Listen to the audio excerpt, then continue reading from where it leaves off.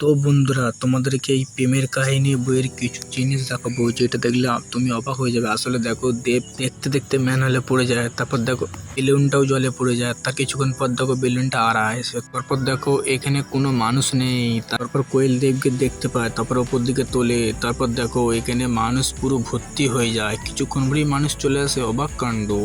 তারপর দেখো কোয়েল যখন দেবকে টেনে তোলে আড়াতে, তখন দেবের হাতের ঘড়িটার সাথে কোয়েলের হাতের ভেসেলের সাথে আটকে যায়, অবাক কাণ্ড। তারপর টানা রাখার পর অটোমেটিক ঘড়িটা খুলেও যায়। তারপর দেব চান করতে তোর মাকে পুরো ঘটনাটা বলে। তারপর দেখো দেব খালি গায়ে চান করছে, তারপরে সিনটায় দেখো দেবের গায়ে জামা মানে কয়েক সেকেন্ড জামাটা পাল্টে ফেলে, অবাক কাণ্ড। তারপর দেবের সামনে থেকে একটা কিছু জিনিস বস করানো আছে, তারপর দেবের বাপ দেবকে কিছু বলে, তারপর বলার পর তার পরের সিনটাই দেখো দেবের সামনে কত কিছু বস করানো আছে, অবাক কাণ্ড। তাই বলছি ভিডিওটা কেউ সিরিয়াসভাবে নেবে না।